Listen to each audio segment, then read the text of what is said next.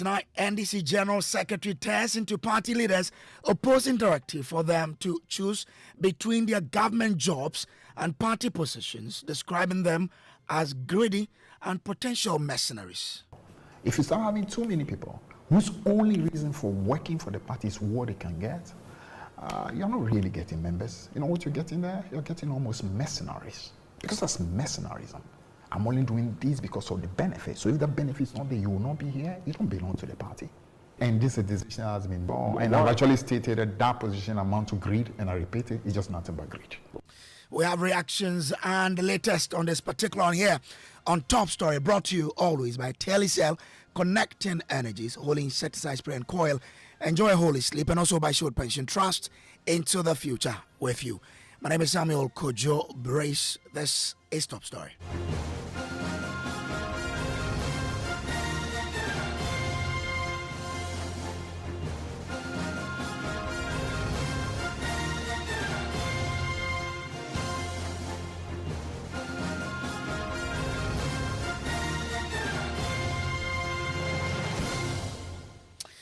Well, tonight, NDC General Secretary Fifi Kwetey has just been tearing into party leaders opposing a new directive for them to choose between their government jobs and party positions, describing them as greedy and potential mercenaries.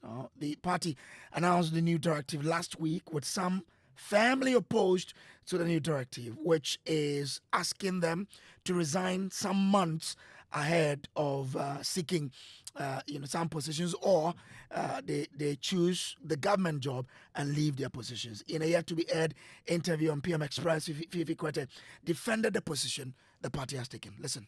You must appreciate that a party as big as the NDC, with millions of supporters, is a party that has so many people capable of holding positions. So if you have some who at the moment have been given positions of responsibility, it simply makes a lot of sense to want to ensure that others are given opportunity to hold other positions as well. Now, if you want to compete for a position when you are already having one, especially key appointment, and we have defined some of the categories. Some of the categories tend to be pretty engaging. I mean, like full-time responsibility at the highest level, where you are in charge of entities, whether at the ministerial level or at the CEO level, or at the district or municipal, metropolitan level. Those are very engaging positions. And if you still want to have that and also hold what you call elective position at the party level, we simply want to say that you can't really even run the two very efficiently. But I'm sure you know that some of the party executives who have been, some of them openly opposed that. I recall very well, even before you took the decision, the Minister for Youth Development, who happened to be your National Youth Organizer, was on my show, and he was not in favor of that. The decision has been taken now. I'm very, very sure he was not in favor of that. And the argument is, why can't you hold both? He's done that for a year. Let's take him an example. He's done that for a year now. Is there any evidence to suggest that he's falling back on his party commitments? Naturally. I mean, it's not possible for him to be able to do the two effectively. I mean, he obviously will be the first to know that it's just not possible. You can't hold a ministerial position full-time and still expect that you can be on a day-to-day be able to do the party work as effectively. I mean, so this is not a new thing. So I don't know exactly what's happening with this new generation. Possibly it's a new generation that needs to understand the research properly, because this thing is actually part of the research. Research means focus fully in order to ensure that we are effective in government, Why we allow other people to be able to hold the position at the party level? You simply cannot hold the two. And this decision has been decided at the by the National Executive Committee of the party, which is... Was a unanimous decision or was consensus? You will never have a complete unanimity, because individuals who are involved may want a different position, but it was pretty voted by, shall I call it, an overwhelming majority. What about those who accuse the executives like yourself of being self-serving here? Because some of them, they mentioned Bande, for example, who happens to be Director of Operations, and that question was thrown by some, but there are some of you who are actually holding other positions other than party positions. The chairman is on the board, and they have the Deputy General Secretary who is the Director of Operations of the Presidency. Why don't you rope all of them into this particular category? They are not the same. For instance, we're talking about Bande. Bande effectively is virtually working on behalf of the party. The thing was to ensure that there is some, should I call it, liaison role between party and government. So the role they are playing actually is what you call an additional role for the party. So it's a completely different thing than being in charge of a ministry or being in charge of being a CEO when you're full time engaged in a. So I think really that is simply red herring, almost like a desperate argument to try to bring people in order to make a case for yourself. And those on boards? The bullet is gone. The bullet is gone. And those on boards? A board is simply a part-time position. I mean, we board position is a full-time position. We meet maybe once every month. Some boards meet maybe once every other month. And so it's not a full-time position. So I don't see how that could even be brought into the calculation at all.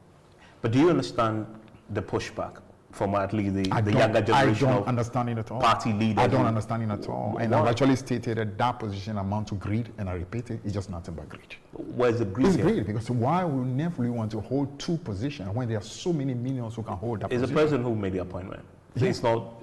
Yeah, so they didn't make the decision. I'm saying that many of us have been in that position, and we had no problem ceding that second position and concentrating on one. And I'm saying as a party, we've been on this journey, and it's a journey that absolutely the party has been on and accepted. So if today you cannot see that, it simply means you're not understanding the whole reset of this party. In fact, in this reset, you should absolutely not even contemplate that possibility. So for you to be honest, I'm shocked that anyone would want to protest about this. I'm totally surprised. Let's look at the practicality. Because you're a party person through and through, you probably will appreciate this. A lot of people die, sacrifice for the party in opposition, knowing that if the party wins, if the sacrifice on the party wins, they get some reward. And often, the recognition is when you get a government or quasi-government appointment that you can serve, because party positions, from what I understand, are unpaid positions. You're not paid to hold a position in the party. And they sacrificed with that intent. The party told them, no contribution, no chop. They put in the effort, blood and toil. They win. They get a position in government. Only for you to tell them that, choose between the two. What about the millions of people who have been under the sun, who have also worked very hard for the party, who have no position? What about them? Have they not worked? Have they not shown loyalty? So, if you at least have a position, why on earth will you say that only you can hold another position in addition? What about the many who don't have any position? What about them? So, as I said, this is sheer greed. It's all there is. I don't see any other way to describe it except greed. You're not worried that this could prove counterproductive, that you would end up losing the crop of leaders who worked so hard to bring it to party? Well, we worse off when I left the communication of the party and went to government. Well, we worse off when Haruna left the youth organization and went into government. Some may argue that. We worse off when Ofosu Some may argue that 2016. We won the next election convincingly. Some may argue that 2016 ultimately almost every was the chickens coming home to roost because the likes of you eventually nothing to do with it. Left. Nothing to do with it. I mean, the situation that led to the loss in 2018 had nothing to do with the fact that we were not at a party level. Because the truth, you can still help your party. You can't say that the only way you can help your party is when you hold an elected position in the party. And even the very, how will I call it, almost to make it look as if you are indispensable, as if, God forbid, if you drop dead today, the party is coming to an end. To be honest with you, that's an insult to the NDC. A party of millions of people. of what you call great capacity from the branch all the way to the national.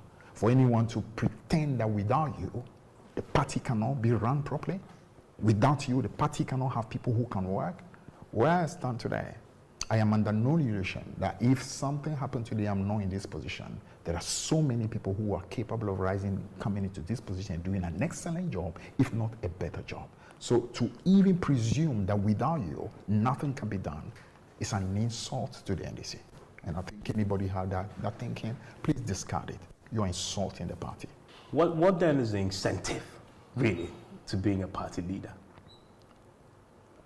There again, Evans, if truly the only reason why you want to work for the party is because you want to have a position, then as far as the NDC is concerned, you don't know who we are.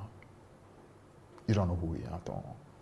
If that's the only reason, if that's the only incentive you have to work for the party, then it means you don't really know who we are. Because this is a party that fundamentally, even in our anthem, said our business is to work for Ghana. Arise, arise for Ghana, not for yourself, for the country. So to say that the only reason why I'm working is so that I can get a position, so if you don't have a position, what, you will not work? If a position is not given to you, you stop working for the party, it means that you really are not a good member of the party. And honestly, that is not the kind of membership we should be looking for. If you start having too many people whose only reason for working for the party is what they can get, you're not really getting members. You know what you're getting there? You're getting almost mercenaries. Because that's mercenarism. I'm only doing this because of the benefit. So if the benefit is not there, you will not be here. You don't belong to the party. So that's the General Secretary of the governing NDC. But last year, way before this current decision was taken, George Opariado, who was Minister for Youth Development, and also the party's national youth organizer, publicly opposed the attempt to force him and others to choose between their government jobs and party positions. Now, his argument then was that it is only the party's Congress that can give such a directive because this is a constitutional matter which borders on the party's constitution. Now, at the time he spoke on PM Express, the party was scheduled to meet the next day to take a decision on that particular matter. The meeting came off anyway, but it ended inconclusively. Listen to his position as expressed last year. Whether we should resign or we should not resign. Evans, I have an elected mandate for 4 years. I don't believe that the work I do as Minister for Youth Development conflicts with my work as National Youth Organizer. We have certain members of Parliament who go to their constituencies every month, every week, and go and work. And also sit in as ministers, and there's been no conflict whatsoever. So if I was an MP and I was a minister, would I be conflicted? No. So if I still serve as National Youth Organizer and I am Minister of State, there is no conflict because there are two independent roles. And my work as Youth Organizer and my work as Minister are two distinct things. It's just like being an MP and serving your constituents and also being a minister and serving the states. There are two distinct roles. If NEC comes up strongly and says that we should resign, maybe. But I remember making it very clear to them at NEC, at FEC, that it's a constitutional issue. And so we must relook at our constitution as a party. In 2009, the Honorable Haruna Idrisu was National Youth Organizer until 2010, when we went to Congress and then a new National Youth Organizer was elected in the person of Ludwig Roger. Which year is this? 2009. I asked that deliberately, yes. But this is a year of resetting. Yes. No, Things have changed. I'm saying that when we go to NEC, tomorrow we have a NEC meeting as a party, and when NEC decides that this is what should happen, you would comply? Of course, I'm a member of the party, I'm a law-abiding citizen, and I have so much respect for the party. It's because of the NDC. That is why you graciously hosted me in your studio. Sure. So whatever that will put the party in good stead and make the party look right in the eyes of the people, I will comply. And why don't you take the unilateral step to do so? Even I contested, because the party is meeting. In fact, in this same chair, yeah. Samuel Kojo was here. I asked him that question. He was worried about because they are constitutional the challenges exactly that are opposed. Focus on the party, focus on the government. Because they are constitutional issues. You see, nobody can unilaterally say A or B. My elected position is for 4 years. I'm minister today. But on your own volition. Tomorrow morning, the president says he's fired me. What happens? Exactly. So. But you accepted the job. It's an offer. You accepted to be a governor. And I'm saying no problem. I'm saying that let's go to NEC tomorrow. I am of the opinion that this decision can only be taken by Congress. But if NEC, which is the second highest decision-making body, decides to take that decision, then I will have to come and define which positions should resign, because if I am a minister, if I'm a deputy minister, if I'm a CEO, if I'm a board chair, if I'm a presidential staffer, or it's just only ministers, we need to define it clearly. Who does this decision affect? Does it affect board chairmen? Does it affect only ministers? Does it affect only presidential staffers? We need to broadly agree as a party. And I am of the opinion that it is only Congress that can come up with this.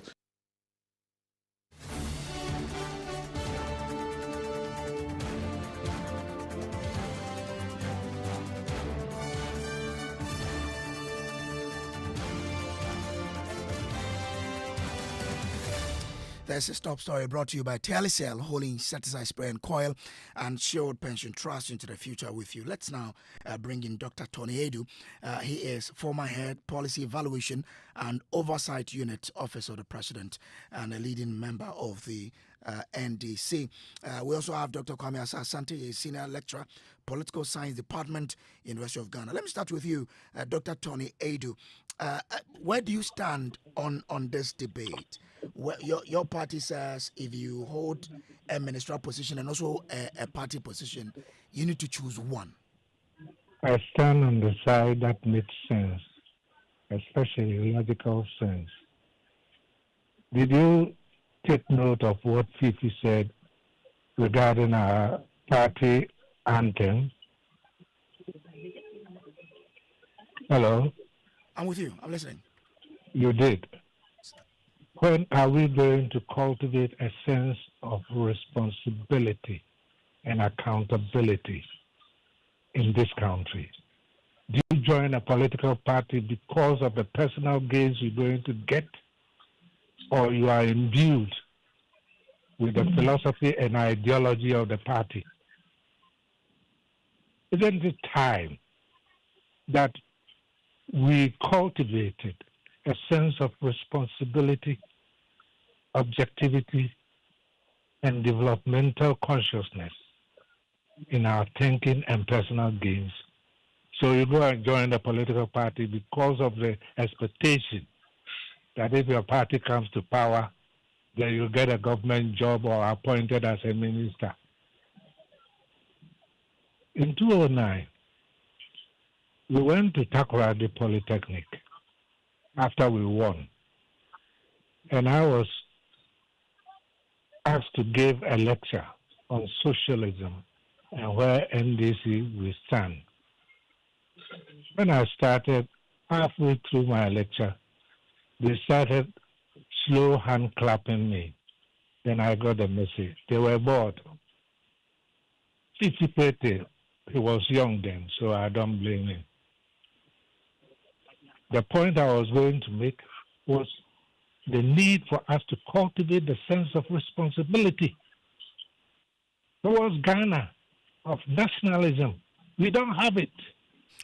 But isn't the Our argument... democracy is so concerned with personal gains that we move one step back, one step forward and two steps back. That's how it's been. But isn't the argument of opponent to this particular decision that just like a minister and an MP who is able to serve as his or her constituent and also play his role as a minister effectively, one can also hold party office and be a minister and play the roles effectively? There is a conflict of interest there. It's about time we separated the party from the government. The executive, the head of the executive, took his mandate directly from the people. He didn't take it from the party. He stood on the party ticket. And it's about time this party influence knew its bounds. As I was telling you at Takoradi Poly, I wanted to sow this sense of responsibility in the minds of the NDC supporters. I cut my statement. So 2 weeks later, we came to Accra, and NDC supporters were invading government offices, National Health Insurance, road, toll booths, and so on and so forth. That is the kind of attitude we have in this country. That if your party comes to power, everything belongs to the party. Every state resources belong to the party. It's about time we cut that nonsense out. But if the person was elected for by Congress, and just Yes. like the argument is, isn't it the same Congress that must take a decision to say, because you've been appointed, you have to put down that particular position that you hold? True. That's true. Mm-hmm. But there is, if my memory serves me right, there are sections of the Constitution that gives authority to the NEC, National Executive Committee, to take some decisions. Don't forget that Congress is periodical. We can say that, okay, like, what's his name? Is it George Oparado? Yes, Adu was saying. I agree with him that this is a constitutional matter. But when you were interviewing him and you asked him about his position, he's already been elected for 4 years by the party. You understand? Yes. So hindsight cannot be foresight. Now, the party has come out with a policy that there are so many mouths to feed and so many hands to work. Let us go by division of labor. What is so wrong with this? Of course, you will lose. If I had my way, Sami Jamfi will continue to be the director of communication for the NDC. But you have to nurture other people to come up. I'm not satisfied with the way our communicators are doing.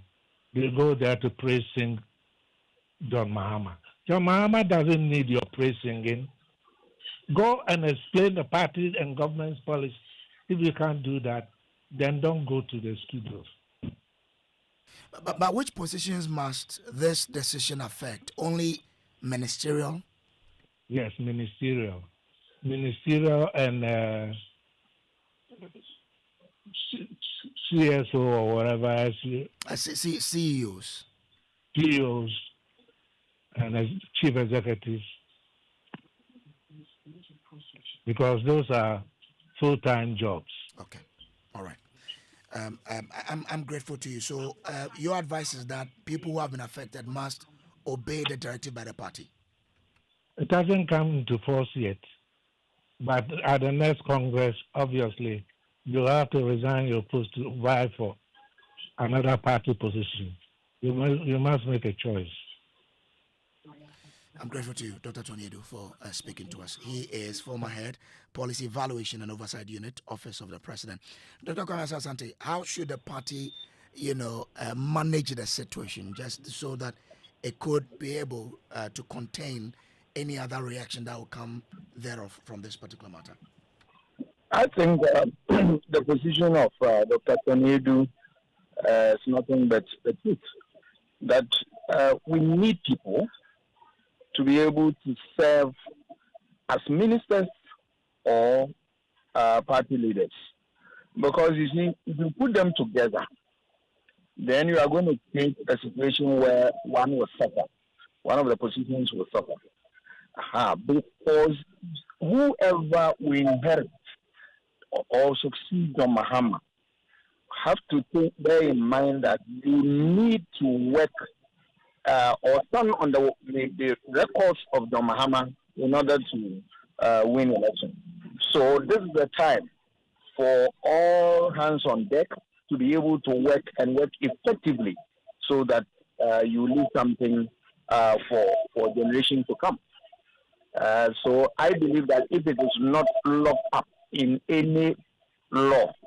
I think NDC must take steps to put that thing in so that people can be clear in their mind from the word go that you cannot occupy 2 offices and then still be in the party at the same time. No. Can't it also be a directive in there to say, well, if someone is a national executive, he or she cannot be appointed into positions in government? Oh, no, all these things are right, and then they are proper, provided they craft them properly and then put them into their constitution. Once they do that, you have no choice than to obey the rules of the game. I'm grateful to you, Dr. Kwame Asante. He is Senior Lecturer, Political Science Department, University of Ghana. This has been Top Story brought to you by Telecel Connecting Energies, Holy Insecticide Spray and Coil, Enjoy Holy Sleep, and also by Showed Pension Trust into the future with you. This was live on Love 99.5 in Kumasi, ATL 100.5 in Cape Coast. My name is Samuel Kojo Brace. Up next is Newsnight. You know how much moms always say too much of everything is bad? But there's one too much mom actually approves of. Telecel's Too Much Broadband Bundle. This season, all you have to do is buy the 150 Ghana Cedis Too Much Broadband Bundle in addition to your main broadband plan and get 150% bonus data. That's right. Simply buy the 150 Ghana Cedis Telecel Too Much Bundle in addition to your main broadband plan and receive 150% bonus data. Dial *900#, use the Telecel Play app or visit the Telecel website to buy now. Telecel, connecting energies. Couldn't sleep at night. Mosquitoes will be whining my ears, bugging me all night long. Till I got a remedy. Now I'll be spraying them away with holy insecticide spray. I go spray them away with holy insecticide spray. When I sleep, me dana mada with holy insecticide spray. Holy mosquito coil, holy multi-purpose insecticide spray. Ghana Kron Kron. For bulk purchase, call 0302 681582. This advert is FDA approved. For years, you made Sultana more than just a brand. It has become a part of your home. From your kitchens to your celebrations, now it's time to give back to you. Sultana's Buy and Win promo is here. You can win cars, motorbikes, trucks, Sultana products, and many more. All you have to do is to buy a bag of Sultana rice, scratch your coupon, and you could win really big. Sultana rice, your household favorite. Win the big one. This promotion is regulated by the NLA on the Caritas platform. This advert is FDA approved.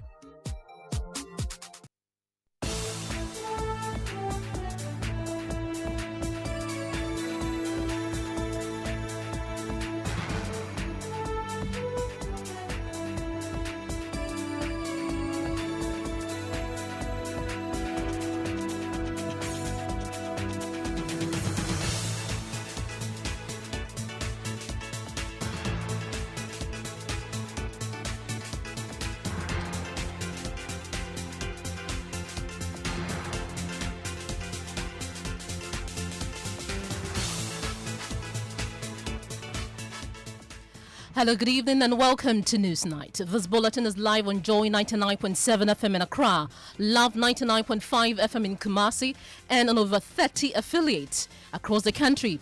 Coming up, NPP's presidential candidate Dr. Bawumia is asking government to strengthen regional intelligence collaboration and deepen ties with neighboring countries to protect Ghanaian citizens abroad, following recent terrorist attack in Burkina Faso, which claimed 7 lives. Don't just be sharing it. Don't be posting it. We have names, but we are not willing to put them out now. We want to be able to know the families.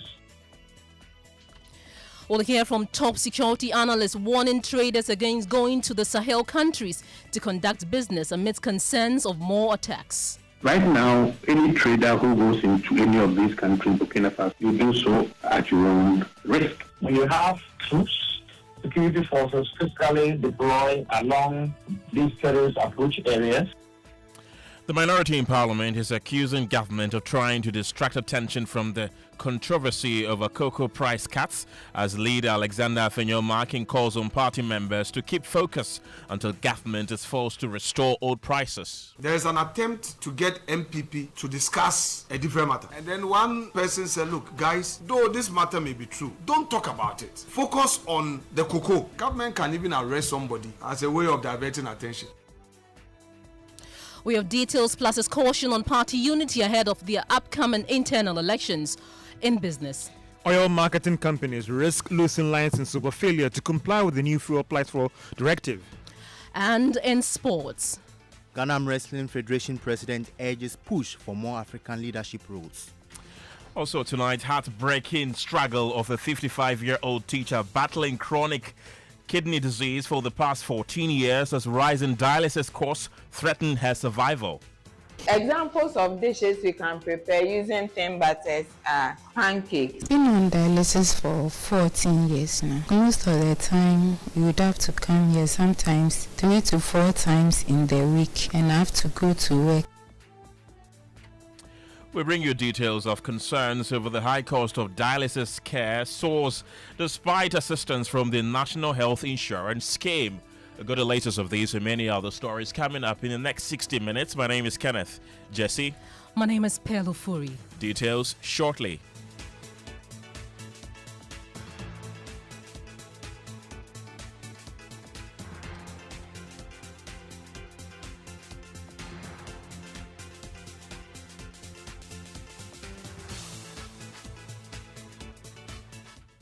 Many thanks for your time tonight. You can be a part of this show by sending us a WhatsApp on 055 11 11 997. This is where we begin as the MPP's presidential candidate, Dr. Mahmoud Bawumia, is asking government to strengthen regional intelligence collaboration and deepen ties with neighboring countries to protect Ghanaian citizens abroad.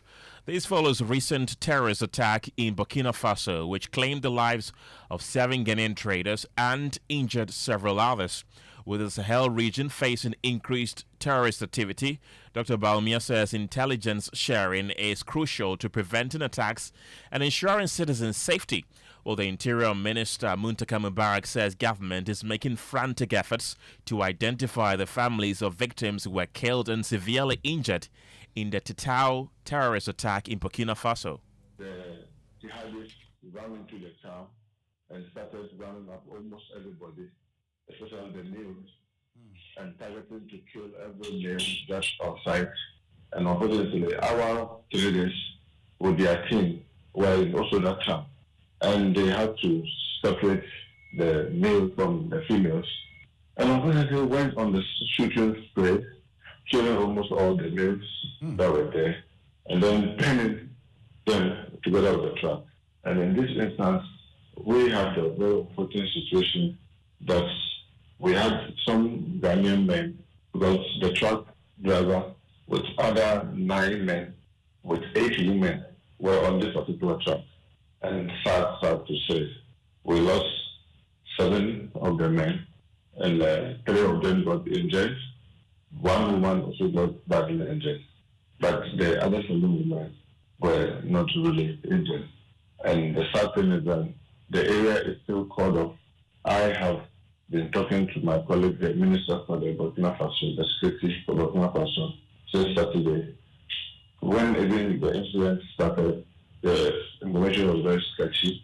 We kept talking together with our mission in Bogotá and the foreign ministers. We kept talking and been updating each other. And the southern region, the 7 bodies are banned beyond recognition. And as of yesterday, we had agreed that they have begun decomposing and have to be buried. We wanted our mission to even go and witness the burying, but the southern is that it's so difficult to create a safe passage for even our mission to go there because of the situation. Because obviously the Burkinabe authorities managed after several hours to reclaim that city. Okay. So what's happening is that what they've told us, they will bury today, this morning, 10 o'clock. But our women who were dead, who are not really injured, we were encouraged that they should go and witness and take as many pictures as they can as possible. Once they promise us that after the barriers, they will try with their military to create a safe passage to move those who are injured and uninjured Ghanaians to our mission in Ouagadougou. So that's what we're doing. But I want to make a personal appeal. Okay. Because these women are there and they are sending some of the horrible pictures. I mean, I have all the videos and all that. It's so unpleasant. My plea is that if you get an opportunity to have any of this picture, please, for heaven's sake, don't just be sharing it. Don't be posting it. We have names, but we are not willing to put them out now. We want to be able to know the families. How just imagine people just put pictures, you know, you're maybe a relation has traveled to Ouagadougou or to that part of the country to go and trade. You've not heard from them. And then before you realize, people are putting pictures. You are not even sure if your relation part of it. Nobody has gotten in touch with you, and then people are putting these pictures. The panic that will be creating. Please. Well, you heard that the Interior Minister Muntaka Mubarak. So in the wake of the attack, the flag bearer of the New Patriotic Party, Dr. Bawumia, put out a post. My colleague Maxwell Akloboto is in the studio with us. What is Dr. Bawumia saying? Yeah, so Pearl, according to the post, Dr. Mahmoud Bawumia says he has received with shock the news of Ghanaian traders who were killed with several others injured in a terrorist attack in Burkina Faso. It went on to say the NPP, his wife Samira, and he extend their deepest condolences to the families of the deceased and wish the injured a speedy recovery. According to him, Ghanaian traders must not be left out to face such danger as they go about their work. Dr. Mahmoud Bawumia also went on to therefore urge government to deepen intelligence collaboration with neighboring countries to ensure the safety of Ghanaians wherever they may be. He adds that Ghana's existing framework for preventing and countering violent extremism and terrorism must also be strengthened. Maxwell Akloboto, thank you very much. Now, some top security analysts are warning traders against going to the Sahel countries to conduct business amid concerns of more attacks. They want the government to intensify security at the country's borders. Have a listen. Because that trade initiative is not working optimally, you know, sometimes you can make bilateral agreements in which your troops can, in what we call in professional parlance, hot pursuit, follow people that you are chasing 20, 30, 40 kilometers of these countries, Burkina Faso, Niger, northern Togo, northern La Côte d'Ivoire. You do so at your own risk. But I'm hoping that the National Security Council, if our own assessment of the threats amongst our neighboring countries is correct, then I think that the National Security Council should meet in haste and to say, how do we ensure that we don't necessarily put our traders at risk? I just also, in going up north, travel through Akumadan. And I don't think the tomato production there is as massive as it was a couple of years ago. Right. Okay, so it is our collective failure as a state to develop our agriculture to create the incentives that is letting our traders even go into war zones to go and buy tomatoes, to go and buy onions, to go and buy lettuce. I think we can do better. That has been consistent in my view and in my study and even recent travels to the north. I've seen, yes, an increased presence along our borders. Let me even say here in Accra, I noticed yesterday that at least where I went to church, I can see a more surveillance of security than it used to happen. But let me add, my good brother, that whereas these are to mitigate, the challenge is to assume that they are preventive in themselves in terms of capacity. So yes, my response to you is because of the nature of the borders, we need to continuously sustain a high level of security coordination. But beyond this, a search for a sustainable response to the threat of terrorism that is inclusive of all the member states of the West African countries beyond ECOWAS is an imperative that is now so urgent that if we are not, in my view, putting this on the very high level of priority, we could continue to be shocked and surprised at the consequences that we see such as the attack that we are talking about. Interior Minister Muntaka Mubarak says he has got in touch with his counterpart in Burkina Faso to try and assess the situation. Do you think there's more the Interior Minister should do, or he should hold on at this point? Well, no, at this point of the incident, that is tragic. What you want to do is to deal with this in terms of what you would describe as first responding to the tragedy and understanding exactly how it happened. We have experienced attacks in Cote d'Ivoire, we've experienced attacks in Togo, we've experienced attacks from Benin, from Burkina Faso angle. These are the We have also experienced refugees running down to Ghana and other countries based on these attacks. So what's the conclusion? They could come to Ghana. We have to be careful. Yes, so already preventive mechanisms are in place in Ghana especially and other countries along the coastal countries, and we should continue to intensify these efforts. Our intelligence gathering should be first class, and we do both kinetic and non-kinetic interventions. We have troops, security forces physically deployed along these terrorist approach areas. And then in addition, we identify the tribe areas or communities along the international boundary. You know, these terrorists, they easily recruit individuals who come from the tribe community. So once we identify these tribe communities are along our borders, we should be able to provide certain basic so that it will not sway them to join these terrorist groups. You hear that Professor Kosianin, he's a security consultant, and Emmanuel Bombandi, conflict resolution and mediation specialist. Let's now bring in Samuel Jinapo. He's the ranking member on the Foreign Affairs and Regional Integration Committee of Parliament. I also have Dr. Ishmael Hulofa. He's an international relations expert. I'll begin with you, Samuel. Welcome to the program. We already know that the Interior Minister says he has contacted his counterpart in Burkina Faso about the way forward. Have you heard anything from the Foreign Affairs Minister, Okujeto Ablakwa, on the way forward in this situation? Thank you very much, my good friend, to your listeners. And the answer to that is no. I believe the minister is on the way from Addis Ababa, and if it becomes necessary, the committee will get to engage him.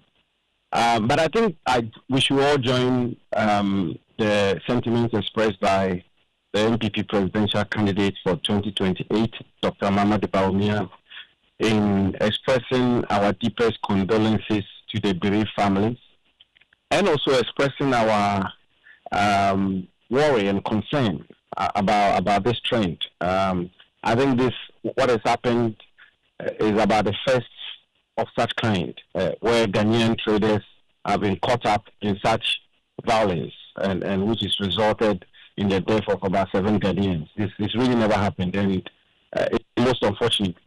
And the views expressed by the two security experts continue to be something that we should pay attention to, which is the security of Ghanaians within the sub-region, particularly as it relates to cross-border violence and more specifically terrorism.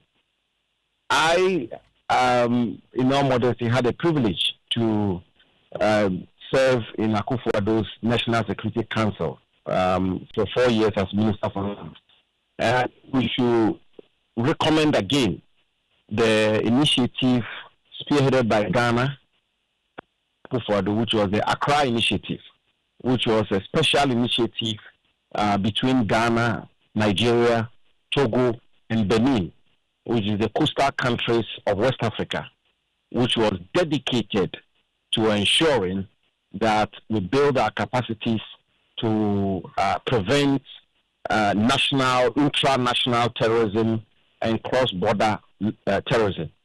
Along the line, Burkina Faso, Mali, and Niger were all roped and co-opted into the Accra Initiative, and that initiative became very strong with the support of international partners. I believe that what has happened should be a wake-up call to the national security apparatus of our country to step up their efforts in, first of all, protecting our country, protecting her citizens, and also promoting regional security, i.e. West African security. I believe what is really happening is such a disturbing development, and should be a big wake-up call to Ghana's national security architecture. Well, Mr. Abdullah, you mentioned that this is a disturbing issue, but how should we approach this diplomatically as a country? I believe that all of that should still exist within the framework of sub-regional or regional collaboration, which is why I mentioned the Accra Initiative. And through that, I believe Dr. Bombandi is the one who referred to it, we can have a much more effective intelligence sharing and intelligence collaboration. Because as you know, a country working in a silo, when it comes to putting in place security measures or preventive measures, will not be effective. It will become more effective when there is a lot more collaboration. This incident happened within the jurisdiction of Burkina Faso. And so the Ghanaian heads of security agencies or those in charge of our security apparatus will not be effective if they are not working in collaboration with their counterparts in Burkina Faso and other parts of West Africa, which is why I believe the step taken by the Honorable Minister for Interior is very much in the right direction, that is in touch with his counterpart in Burkina Faso. But we should focus a lot more on preventative measures. As I say, this has never happened before. This is the first time Ghana is confronted with this particular violent incident, which is more or less our first taste of terrorism. And therefore, the effort that was made by the previous government within the framework of the Accra Initiative, I believe we should pay attention to that once more time to help greatly. And at the heart of this issue is the traders who ply their trade in Burkina Faso almost on a daily basis. There are calls that they should halt their trade in Burkina Faso as we speak. Is that an advice you would give to them, being a ranking member on the Foreign Affairs Committee? Well, if those responsible for our national security deem it necessary or fit to make such a call, we all have to support it. I mean, we don't have the information they have, and I believe that it's a responsible call that they must have made. Again, we are also to be mindful of the reality our people's trade dealings and livelihoods. Yeah, the interaction between Ghanaians and our neighbors is daily reality, which I don't think realistic if we were to say a call like that we heeded to almost automatically. So whilst we make a call like this, I think that it's also incumbent our national security to put in place measures and do so urgently to prevent the recurrence of this terrorist act or this violent incident. So we are never to assume that people will heed to the call. But altogether, I think this is a major wake-up call to our national security establishments. Right, Samuel Abujina. Thank you very much. He's the ranking member on the Foreign Affairs Committee in Parliament, Pearl. Well, the minority in Parliament is accusing the government of trying to distract attention from the controversy over the cocoa price cuts. The government announced a reduction of over 1,000 cedis in the price of a bag of cocoa, citing fallen international prices. This move has sparked severe criticism from the opposition and some cocoa farmers. Addressing TESCON leaders in Parliament, the minority leader alleges that government is trying to shift focus away from the issue due to pressure. This morning, I think something is even happening somewhere. I was just reading and laughing. So there is a matter that is making government have sleepless nights. And government is struggling. So government is finding a way to divert attention. So somewhere, I'm reading, there is an attempt to get MPP to discuss a different matter. And then one person said, look, guys, though this matter may be true, don't talk about it. Focus on the cocoa. There are others who are also tempted to say, no, but let's discuss it. I've been a majority leader before, so I know that sometimes when you are hot, you must find a way of surviving. But sometimes our friends don't get it. You read everything and you want to respond to everything. Government can even arrest somebody as a way of diverting attention. You remember in the initial stages, the cocoa, they said they should investigate the 8 years. The thing has nothing to do with whether Obie Kodi Bonibi and Ondi Bonibi. Yes, cocoa farm. That has nothing to do with if dam procurement breaches as you allege. Okay. So the communication, we must go on one path. That's why in my main submission I said nyansa bebre no so na say ade. Yet here obi afi say chale me so me ye cratchy, me so me ye mikra me eyi no kra no me wo first class, second upper kwa we kra wo third class na wo be there be. In politics, yes let's go this direction. Whether you like it or not, that is a language. So much as I would encourage the training. You heard that the minority leader Alexander Appiah Markin. Well, he's also urging party members to keep focus until the government addresses the issue. I'm also chipping in this, that on your platforms, when there is a matter that is gone viral, stay the course. When they bring something in, know that it's a trap. For instance, 2 weeks ago, was it?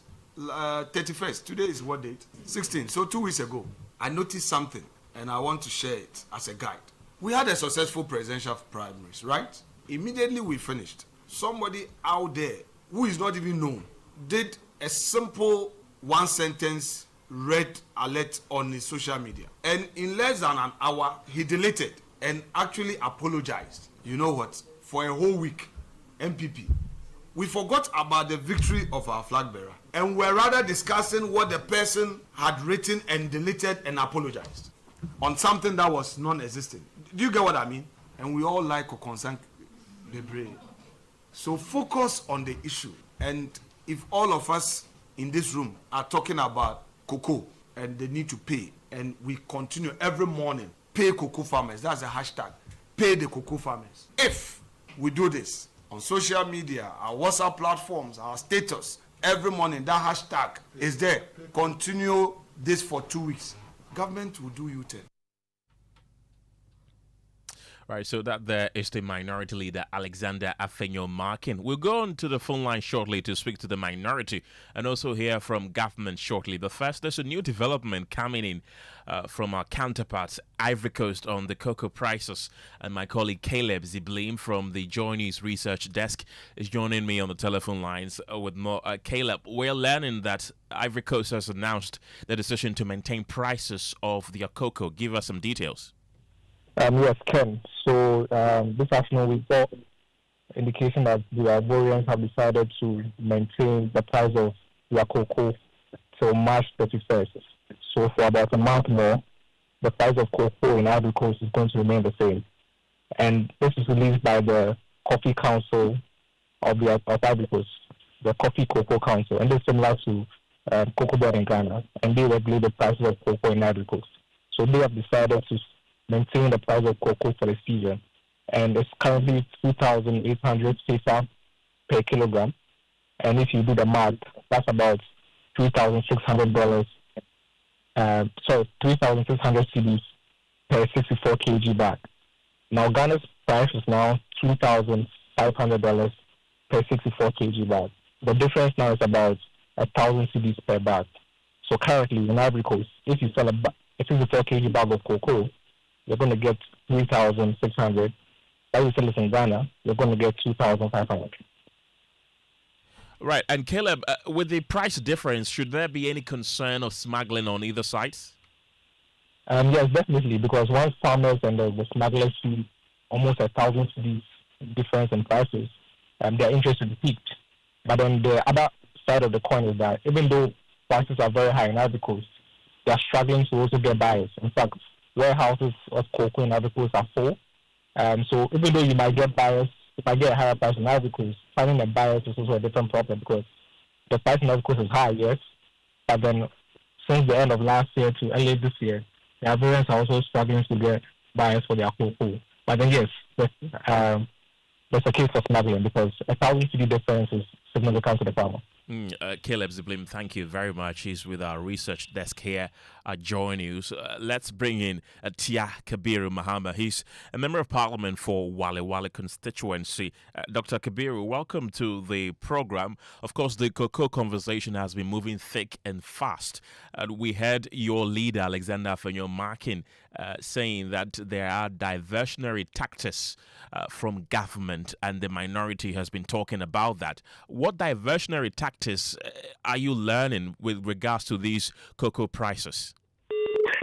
Yeah, so good evening and to your cheering listeners. Evans, you would acknowledge and you would also attest to the fact that one single most important topic occupying the minds of every single Ghanaian now is the cocoa issue. One, because Ghana is the second largest producer of cocoa. And until food prices became so high, the mainstay of Ghana economy has historically been about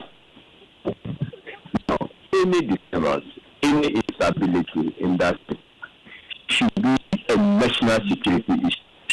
And until matters surrounding that particular issue is resolved, and everything has been finally to its conclusion. Dr. Kabiru, if you can kindly reposition yourself, I'm struggling to hear you. Yeah, is it better now? Much better. Yeah, so until such time that government is able to address issues surrounding this cocoa and the pricing issues, government should not be interested in running away from issues. What are the issues? Government of Ghana has given cocoa farmers 3,600 Ghana cedi per bag of cocoa at the start of the season, 2025-2026 season. Now, this was clear, even though it was a government relying on its promise of giving the farmers 6,000, cocoa farmers had to live with this particular 3,500, 3,600 Ghana cedi. Now, media, or halfway, you are announcing that for the remainder of the season, you are going to pay cocoa farmers some less than 3,000, right? Some 2,500 Ghana cedi.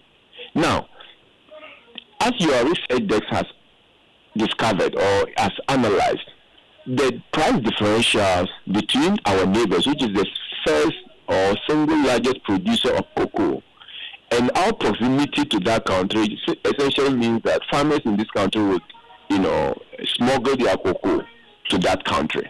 Now you'll be failing on your contractual arrangement with people you have signed on to uptake these beans. So government should be concerned about the enormous nature of this particular problem. Right. Government should be concerned that farmers are not able to make ends meet. Rather than being concerned, government has rather gone to set up communication. Right. To suggest that farmers are happy, and which is not true because your own investigation and documentary has shown that farmers are not happy. Dr. Kabiru, with the new development coming from Ivory Coast, with they maintaining their prices, there are fears that there could be smuggling on either side. Is that a sentiment equally shared by the minority? No, there's going to be smuggling on one side, not either side, because where is there? I mean, between these two countries, it is only Ghanaians who smuggle to, Cote d'Ivoire. So it's not smuggling on either side. It's a one-sided smuggling, and Ghanaians are going to smuggle their cocoa to Cote d'Ivoire because the price incentive there is higher. Right. And it is essentially the reason why we think that at least the West is for government to have done what Nana Akufo-Addo did in 2017 to maintain. They were not even increase the prices as they promised the farmers. And Dr. Kabiru, just yesterday we heard your minority leader say at your Thanksgiving service that there is going to be a sight to behold in Parliament this very week. What does that mean? Are there going to be more protests, more walkouts? What are you going to do? Well, so we have already indicated, and even when you listen to the minority during the presentation of the business statement for this week, we insisted that the minister responsible for the cocoa sector, as the minister responsible for finance now, would have to come and explain to us how come farmers are given haircuts. Now, aside that, if the business committee is failing and the leader of the house is failing, we will file parliamentary questions and we will demand that as matter of agency and as matter of national security, the president must do something about the flight of farmers, because many of them are depressed now, and the government will have to do something. And that is essentially the reason why we have stabilization and contingency funding. Right. Dr. Tia Kabiru Muhammad, thank you. He's the MP for Wale Wale. Pel? And we also have on the phone lines Deputy Director of Operations at the Presidency, Mustafa Bande. Good evening and thank you for your time here on Newsnight. You heard the minority leader, Alexander Appiah. Is it the case that your government is under intense heat for cutting cocoa prices for farmers? No, I'm going to speak to you as a Deputy General Secretary so that I can address the issue properly. Very well, I hope we can progress. Very well, we can progress. So first of all, I've just heard Kabiru says cocoa pricing is a security matter. What does he know about security? It's a knee-jerk populist reactions to the issues. Number one, cocoa farmers and government have always been stakeholders who manage their affairs together. It is not every day that a cocoa farmer will lead, in terms of convenience, the discussion as to whatever prevails in the cocoa market. There are times that it fluctuates. This is a typical example of a situation that requires leadership to deal with. Now, they are saying the finance minister should do what? That he open up bluntly, and so NPP must become PROs for cocoa farmers, and that government should seize the opportunity to engage its stakeholders who are cocoa farmers, and that the very people, when President Mahama became president, how many cocoa farms have we lost in this country? Who undertook a rehabilitation program to rehabilitate cocoa farms, turn around to chop the money? Is it the same group of people who bought a keyboard at 4,500 Ghana cedis in this country? Let the MPP know that they have not won the discussion. It's good that they have started it. We will go squarely into the issues, and they will see how a mockery they have been to themselves. That on the face of the issues, you are seeking to exploit a problem or a situation that is straightforward, and you are lying on top of it. You don't want to admit responsibility. And a government that is 1 year in government, you are saying that use another person's money to cushion cocoa farmers. I mean, how can they go so low in the debate? Whereas I believe that is a critical situation, a genuine situation that requires a conversation between farmers and government.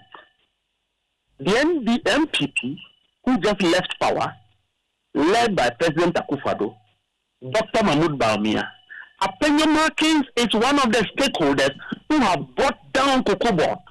Go and ask him.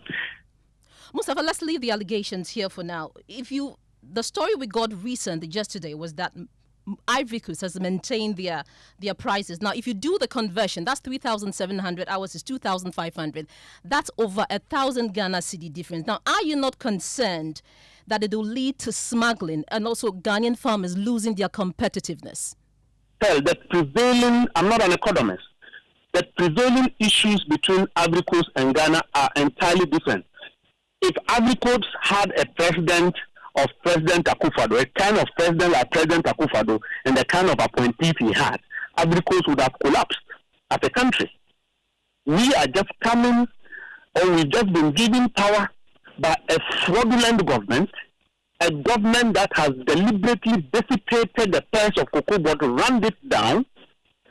If cocoa board was Dr. Mahmoud Bawumia or President Akufo-Addo's private company, would they allow a keyboard of a computer to be bought at 4,500? That they would take loans to rehabilitate cocoa farms, pass around to chop the money? But Mustafa, let's leave the politics here. You've not answered my question. I'm asking, are you not concerned that Ivory Coast maintaining its prices will lead to smuggling? Are you not concerned about that as a government? Catered to you. that as a party, we will support government. We stand by government to engage its critical stakeholders who are farmers. The finance minister, you are aware, have been one person who is doing something that can help this country. We will get into the roots of the matter to resolve a Ghanaian problem. Comparing Ivory Coast to Ghana is populist and needed. And we shouldn't get there. Mustafa, Kenneth here. How is it populist and knee-jerk when, in fact, the finance minister who, made these announcements last week actually compared the prices of cocoa in Ghana to Ivory Coast? So how are you saying it's populist?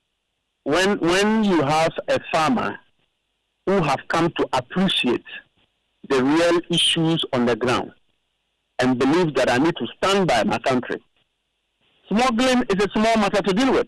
Why do you have customs and immigration and the police and everybody at the border? It is a small matter. It is not MPP's business. Let government deal with that.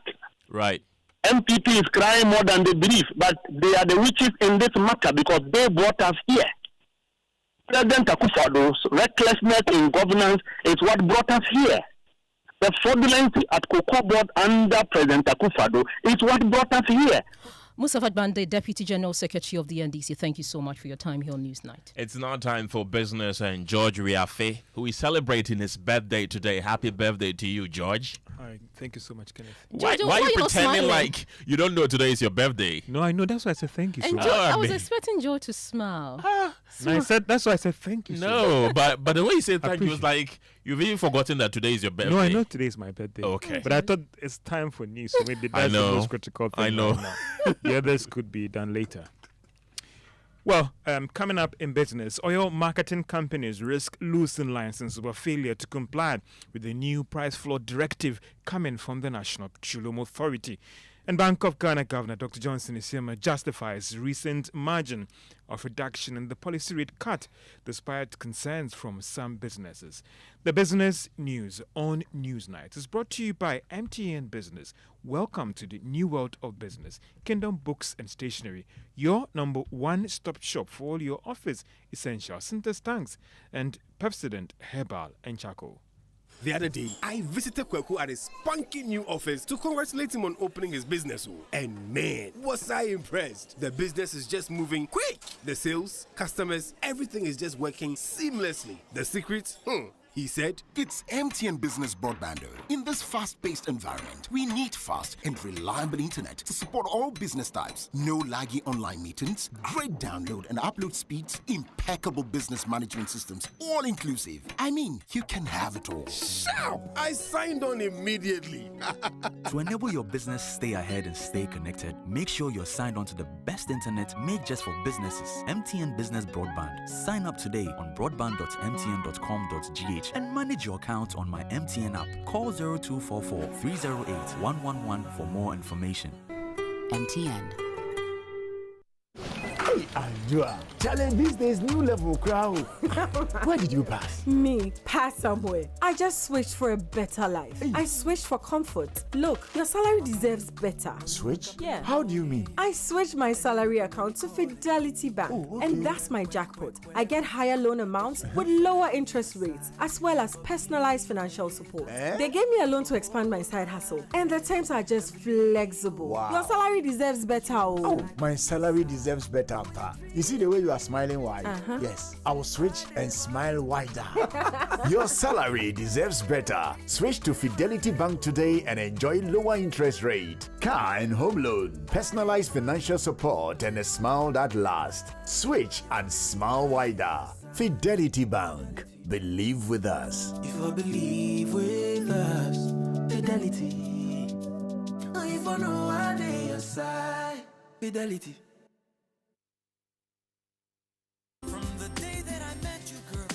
This Val's Day, don't just say I love you. Show it with a gift that keeps your loved ones moving. From February 10th to 20th, gift that special someone a full tank of love with a Star Oil fuel voucher customized with their own photo. Visit staroil.services/store to purchase and customize your preferred voucher now. Because real love doesn't run out, it stays full. Star Oil fuel vouchers, the perfect Valentine's gift.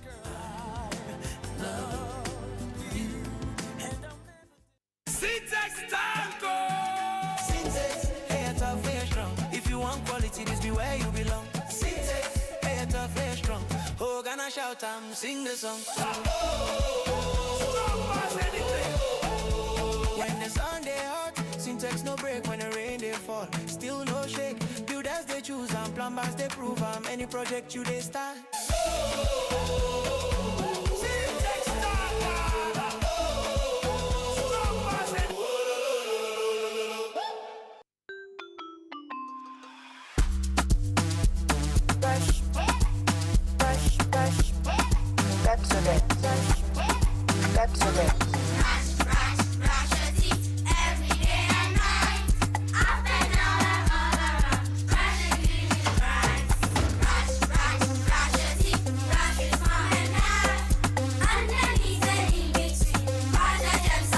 Brushing gets more fun with your kids with the new Pepsodent Kids toothpaste. Give your smiles protection that lasts. Grab yours today from a store near you. This advert is FDA approved.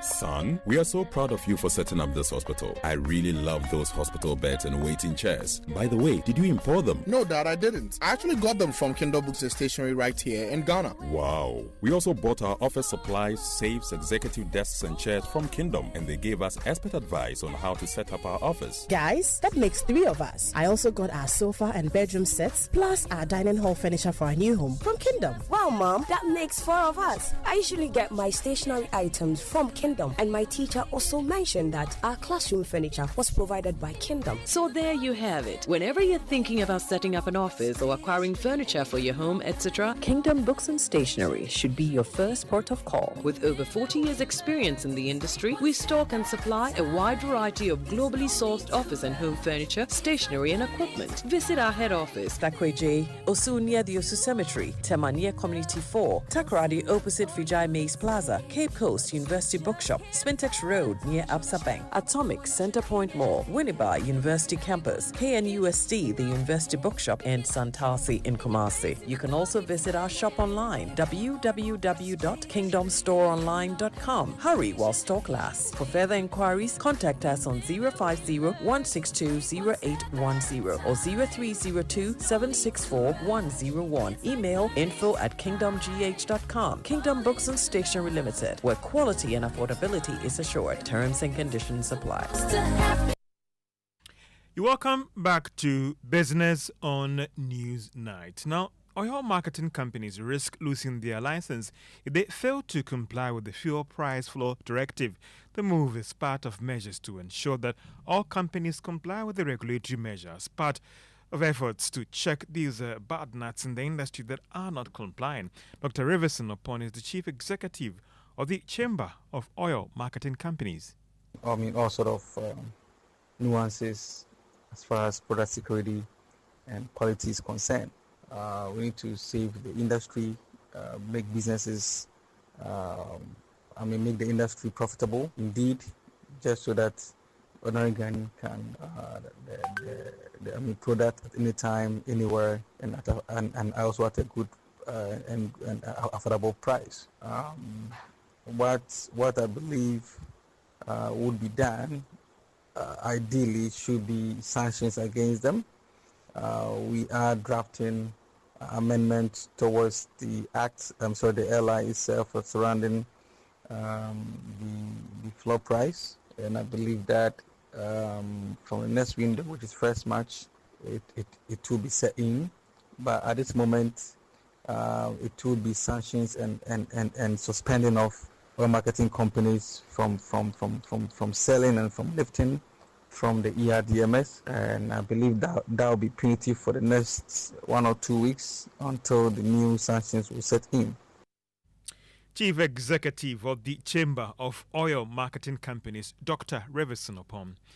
Still in the industry, some oil marketing companies are struggling to load products at the Takrady and Kumasi depots. A development which has persisted for a while, if not so we understand, could bring some product supply shortages in those parts of the country. Now, this is based on what we have picked up from some industry players that have been affected by this development. Some bulk oil distribution firms say even though they have products, issues about the Ghana Revenue Authority declaration, challenges in documentation is causing this problem. Now, Bank of Ghana Governor Dr. Johnson Isiama has justified the margin of reduction in the recent policy rate. The Monetary Policy Committee in their recent gathering dropped the key lending rate to commercial banks by some 2.5% to 15.5%. However, some businesses have criticized the margin of cut, insisting it doesn't help or doesn't fall in line with the current market development and also to aid in credit delivery. But speaking in a post-Monetary Policy Committee explanation, the governor of the Bank of Ghana noted that they are being strategic with their cuts. So simply, NPC decided to adjust the monetary policy to reflect the progress that we have made in stabilizing the economy. This matters because monetary policy influences borrowing costs, savings, and overall economic activity. These are things that affect households, affects individuals, and affects businesses on a daily basis. Over the past year, inflation has come down significantly.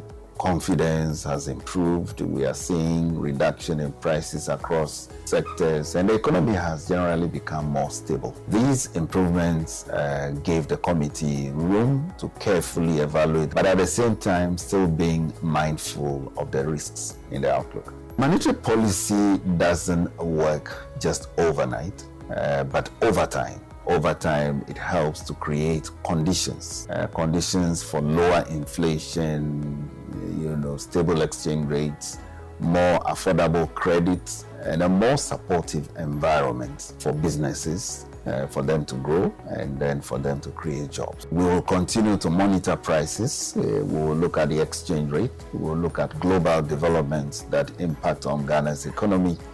And we are prepared to respond if conditions change. The key message is that progress has indeed been made over the past year, but we have to remain disciplined. Our decisions at the MPC are guided by data, they are guided by careful judgment and a commitment to protecting the value of our local currency while supporting sustainable growth. And that is Bank of Ghana Governor Dr. Johnson Isiama speaking in a post-Monetary Policy Committee explainer on some key issues taken during that meeting. Now, some businesses are worried about the management and the outlook for the economy post-completion of the IMF program. Ghana is expected to end the 3-year fund program in August this year. Now, there are some economists who have argued that the current stability can be linked to the IMF program. Mark Bedu-Abuaji is chief executive of the Ghana National Chamber of Commerce and Industry, and he is one of those businesses that are worried about what should be the next action the government should take when the country ends the fund program. Something comes up. I don't know where it will come, but we should prepare for this shock. Some are saying that it's 5 years is not too long. I mean, there are some who are worried about what could happen when we end the IMF program in August. We have seen, and if you read the IMF, the World Bank report, they link how gold and the commodity prices or the boom is helping the economy and the volatility it presents in this economy, that gold has started its problems. There's a new Federal Reserve chair. He's more strong on inflation and dollar support. So you see the dollar is also recovering. There are some who are worried that maybe our honeymoon is over, and that when gold slides down, when the dollar becomes strong, the 5 years is even too long. We could even be seeing this year President Trump possibly striking Iran. What that will happen to crude prices and the impact on the Ghanaian economy. I think we have identified all the challenges that are likely to throw our economy. And that would not be 5 years. And all these things. Be justice? Yes, we don't have control over any of them. You don't have control over any of them.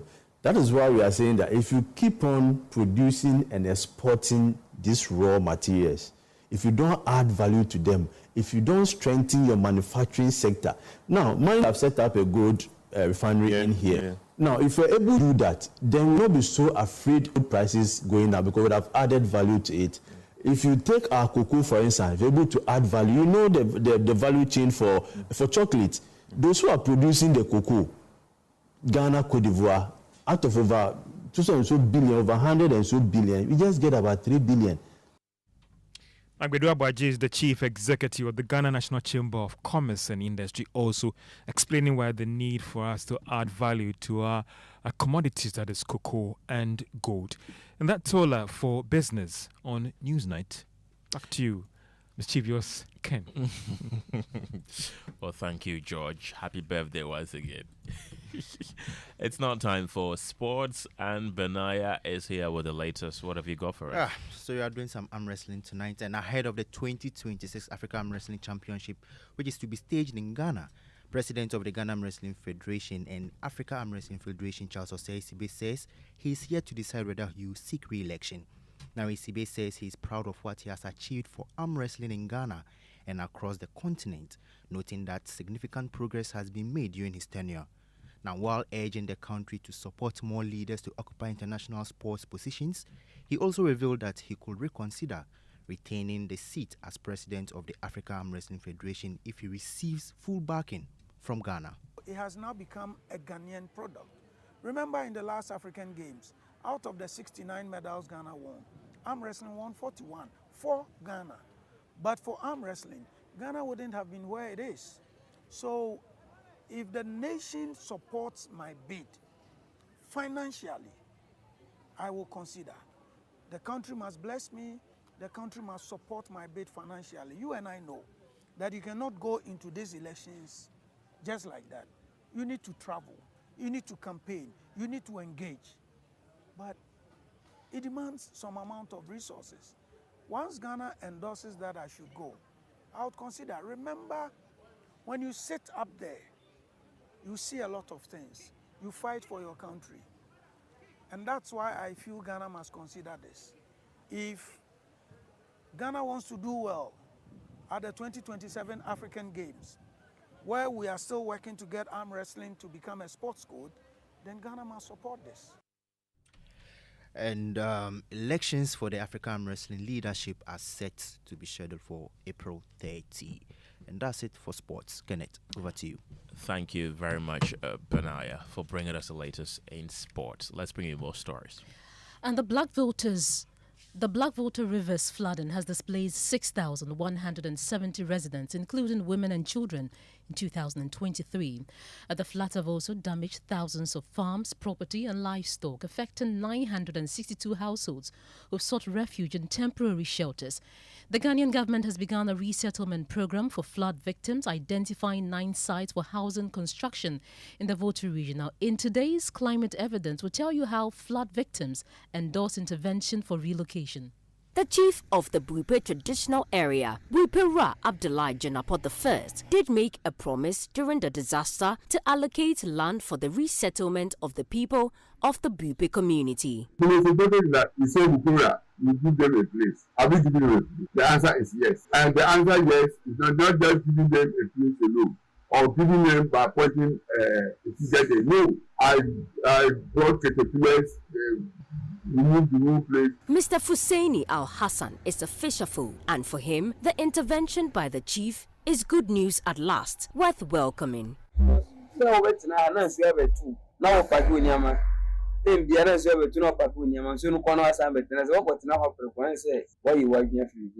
75-year-old landlord, James Tete, said he prefers to stay and protect his ancestral home.